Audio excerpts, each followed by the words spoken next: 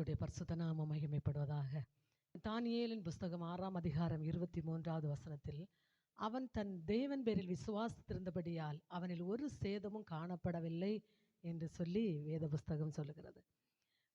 ஒரு குற்றமும் செய்யாத தானியேலே அவன் மேல் வீண் பழி சுமத்தி மந்திரிமார்களும் பொறாமை பிடித்த மனிதர்களும் சேர்ந்து அவனை சிங்கக்கபியிலே போட்டார்கள்.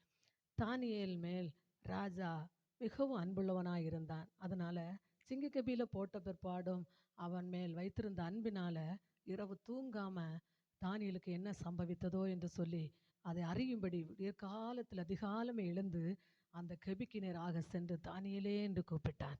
அங்கிருந்து ஒரு நல்ல பதில் சத்தம் உயர்ந்த சத்தத்தோடு தொனித்தது. என்னன்னு தெரியுமா? ராஜாவே, என்னை சிங்கங்கள் சேதப்படுத்தவில்லை அப்படின்னு சொல்லி தானியேலுடைய சத்தம் அங்கிருந்து எழும்பி வந்தது. பிரியமானவர்களே, இவ்வளோ பெரிதான ஒரு அதிசயம் எப்படி நடந்தது? இதற்கு காரணம் என்ன என்று பார்த்தால், இந்த தானியேல் அகில உலகத்தையே படைத்து சகல அதிகாரத்தையும் தன் கையில் பிடித்திருந்த அந்த தேவாதி தேவன் மேல் அளவு கடங்காத ஒரு விசுவாசத்தை வைத்திருந்தான்.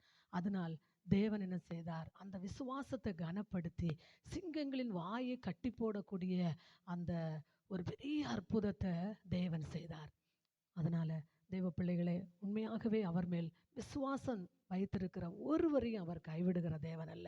எப்படிப்பட்டதான கொடிய பிரச்சனைகளுக்குள்ளாக அகப்பட்டிருந்தாலும் தேவன் மேல் விசுவாசம் வைத்திருந்தா அதிலிருந்து ஒரு பெரிய விடுதலையை பெற்றுக்கொள்ளலாம் என்பதற்கு இந்த தானியேல் ஒரு நல்ல சாட்சியாக நமக்கு முன்பாக காணப்படுகிறார்.